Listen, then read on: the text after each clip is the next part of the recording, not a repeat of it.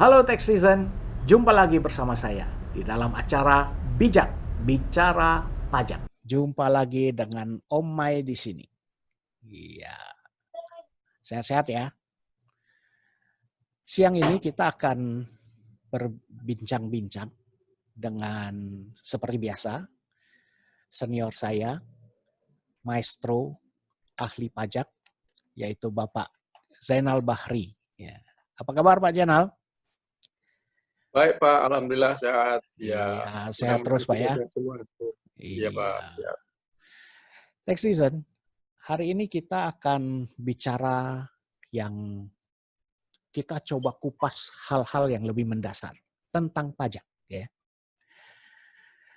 Pak Jenal, ini Iya Pak. banyak yang masih belum paham. Sebenarnya pajak itu apa sih Pak? Baiklah Pak, kita bicara pajak. Cuman mungkin sebelum kita bicara apa itu pajak, karena sering terdapat suatu salah pengertian orang-orang Ah, awam tentang pajak Pak.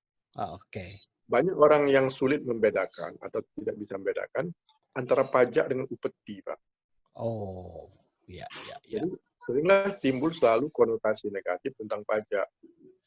Misalnya, misalnya lewat ke suatu daerah tertentu, ada banyak preman, di sana oleh preman dipalak kan, dibilang Ya, dipajakin. dipajakin. Atau misalnya orang membawa barang dari truk segala macam, misalnya kendaraan, Iya, lewat di suatu wilayah tertentu, iya. di Di sana, portal itu namanya Pak. ya, di portal, dipungut itu, nah, Iya, betul. dipajakin. Dipajakin. Jadi orang yang awam benar-benar tidak paham pajak itu menganggap pajak itu itulah. Secara umum semuanya begitu. Ya, Malahan mungkin jadi negatif Pak ya. negatif, Pak, konotasi Ya, negatif. oke. Jadi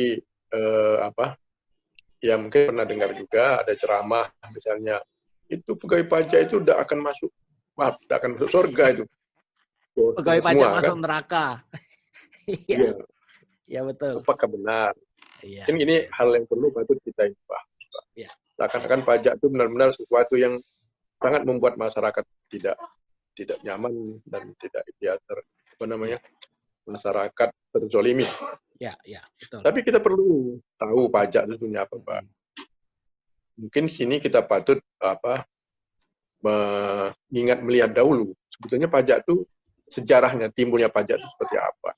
Bagaimana sih timbulnya pajak itu? Oke. Jadi ya kita semua tahu ya bahwa manusia itu adalah makhluk sosial ya. Ya, Tidak betul. bisa hidup sendiri. Ya. Harus membutuhkan orang lain, memerlukan orang lain dalam segala hal. Ya. Nah, tidak usah terlalu detail kita kan, jadi ada yang bisa menyediakan ini, ada yang bisa menyediakan makan, minum, dari itu, tapi tidak bisa menyediakan makanan, tidak bisa bikin rumah, dan sebagainya. Betul. Akhirnya, dalam satu komunitas, mungkin dari lingkungan kecil, mungkin hanya berapa orang, hanya 20-30 orang, atau berapa keluarga, gitu kan. Timbullah ini, keinginan mereka untuk bersatu, saling membantu, saling membutuhkan. Misalnya, kalian si ini bisa menyediakan ini, si ini bisa menyiapkan ini, untuk kita bersama-sama. Dibentuklah komunitas itu. Saling bantu. Nah, dalam pelaksanaan ini kan tentunya tidak semua orang bisa melakukan dengan lengkap apa yang dilakukan untuk semua. Itu adalah beberapa orang untuk melakukan sebagai pelaksana, sebagai apa kan. Ada orang-orang yang akhirnya fokus di sini, tidak bisa melakukan kerja lain untuk dibayar mereka, Pak. Ya. Nah, dana-dana ini itulah diambil dari yang kumpulan-kumpulan ini tadi. Supaya lebih jelas, diaturlah bahwa kita masing-masing ngumpul berapa. Mungkin sekarang ada yang sistem arisan apa itu, Pak. Ngumpul berapa. Nanti uangnya digunakan untuk apa. Mungkin belum uang dulu ya, bukan barang ya. Nah, dibentuklah seperti itu. Betullah komunitas ini. Dibuatlah aturan-aturan bahwa semua harus membayar seperti apa, uangnya ini digunakan untuk apa, untuk kepentingan bersama, kan begitu. Lalu kalau tidak bayar gimana, bisa dipaksakan, kan itu Pak. Yang sekarang menjadi salah satu rumusan pajak itu adalah apa. Nah ini berkembang Pak, dari komunitas kecil yang hanya berapa orang, berapa keluarga, besar lagi menjadi suatu kampung, suatu desa, ya kecamatan, negara, ya beginilah. Di negara itu sebetulnya munculnya dari situ. Ya. Oh. Jadi itulah pajak ya diatur tentu makin modern, makin lebih jelas cara pengaturannya. Itulah Jadi pajak. ya, jadi pajak itu, uang pajak yang dikumpulkan itu nanti dikembalikan lagi kepada masyarakat, begitu Pak ya? Iya, Pak. Iya, diatur begitu, Pak. Jadi Iya. tidak bukan untuk seorang menikmati, bukan untuk apa, bukan untuk apa. Ya mungkin nanti makin kepentingan makin banyak, tentu makin luas keperuntukannya, Pak. Ya tergantung lah. Iya, Tapi intinya pokoknya dari situ, Pak. iya, Dimulai dari sana. iya. Kalau sekarang uang pajak itu di negara kita ini untuk apa aja, Pak? Jadi untuk kepentingan, kalau kita baca tentang pajak, digunakan sepenuh-penuhnya untuk pembangunan dan untuk kepentingan masyarakat banyak. Gitu, Pak. Kalau Berarti dibaca, yang ya, kayak kayak sekarang berarti untuk kesehatan ya? semua kebutuhan kita kan misalnya di Indonesia, semua kebutuhan APBN digunakan untuk semua, Pak. Oh, ya melalui APBN itu ya. Ya, jadi semua kepentingan rakyat itu, nah digunakan di sana, kepentingan masyarakat, pembangunan dan sebagainya. Oke. Dulu mungkin masih dalam lingkup kecil, ya seperti itulah gunanya apa-apa. Sekarang kan makin luas, mungkin makin berkembang lagi, nanti mungkin gunaannya diperluas lagi, Pak. Tapi inti pokoknya adalah dari kita digunakan untuk kita, dikelola secara bersama-sama oleh kita, kira-kira begitu, Pak. Ya kita Baik. maksudnya bukan berarti semua orang terlibat, tapi kan sesuai dengan ini siapa-siapa yang ditugaskan kan begitu, Pak. Iya. Tapi Oke. kenapa kita masih disebut harus bayar pajak, Pak? Jadi istilahnya kan wajib pajak gitu. Kenapa Ya, harus? jadi begini kan, itu ditujukan untuk kepentingan kita bersama, untuk kepentingan pembangunan negara kita. Mungkin ada orang yang menganggap saya tidak menikmati hasil pajak. Tapi apa iya? Karena tadi digunakan untuk kepentingan pembangunan. Itu digunakan misalnya untuk membuat jalan, untuk penerangan lampu, untuk membayar alat negara kita, untuk membayar polisi, untuk ya untuk membuat jembatan, jalan dan sebagainya, Pak. Iya. Tidak secara langsung dia menikmati lewat di jalan itu. Tapi tanpa jalan itu, fasilitas yang tersedia padanya tidak akan ada, Pak.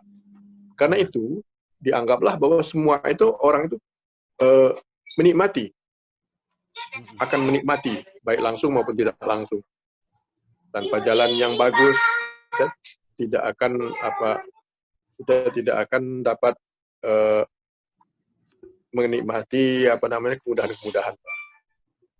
Jadi dengan anggapan karena itu berguna bagi semua orang, biar tidak langsung, tidak secara langsung, tapi dipastikan bahwa semua masyarakat, semua yang ada di wilayah itu akan menikmatinya.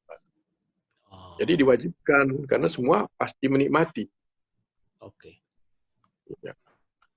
Jadi memang harus bayar ya. Sebagai warga negara harus bayar. Iya.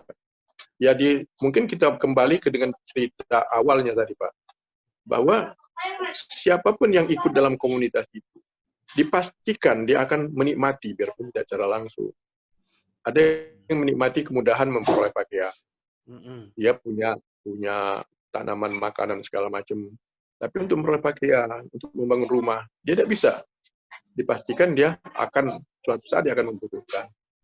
Karena itu penggunaan untuk semua masyarakat yang ada di sana. Jadi sekarang ya karena kebutuhannya makin luas mungkin tidak begitu nampak, Pak. Tapi karena itulah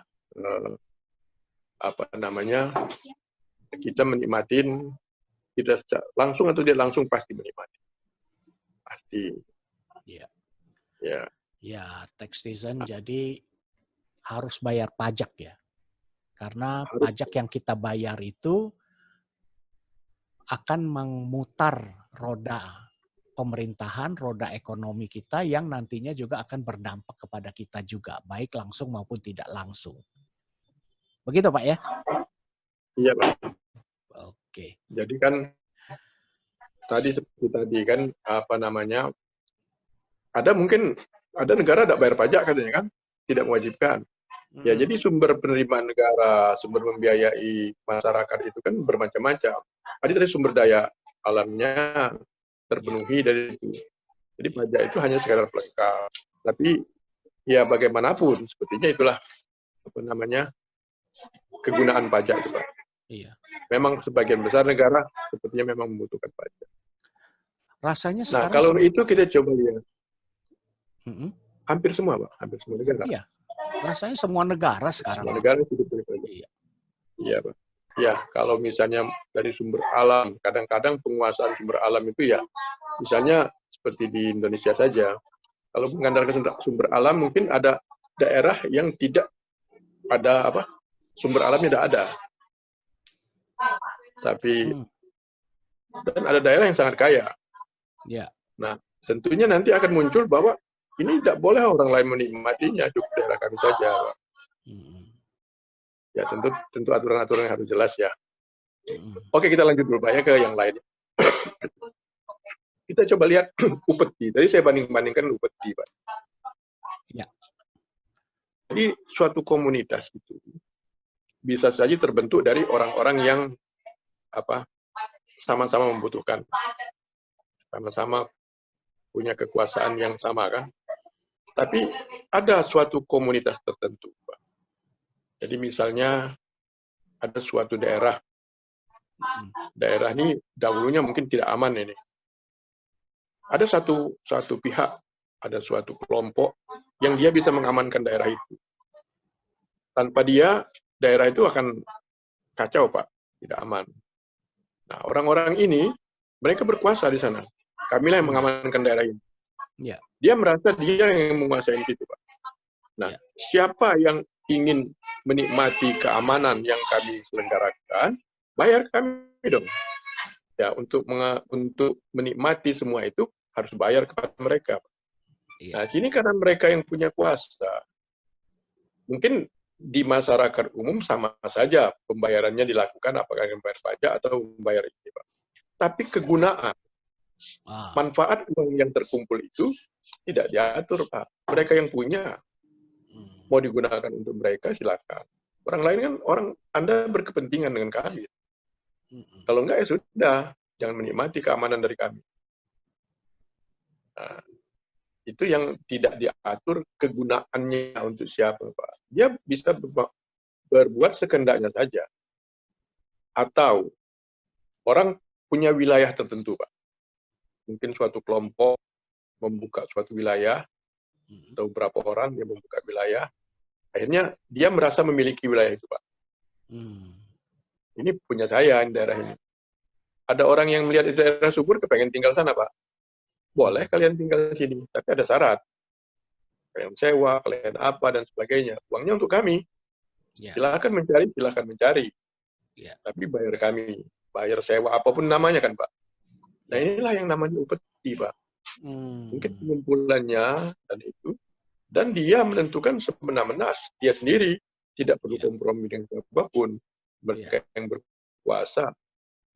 Dan kegunaan uangnya tidak diatur dengan jelas. Maunya mereka. Orang berkepentingan dengan mereka membayar. Bukan uang sama-sama itu. Anda datang ke sini, bayar sama kami dong. Kalau enggak, tidak boleh ikut. Bayar ya. Milik dia, Pak, itu, Pak. Nah, inilah yang namanya upeti, Pak. Mungkin kalau kita agak ekstrim seperti kerajaan itu, Pak. Kerajaan itu kan gimana, Pak? Itu merasa punya dia wilayah itu. Punya nenek moyangnya itu kan. Ya mungkin sekarang sudah agak modern, diatur juga pengeluaran itu untuk apa. Tapi apakah semua untuk rakyat? Belum tentu. Teori ya. Oke. Mungkin itulah. Jadi kita harus bedakan dulu antara pajak dengan upeti.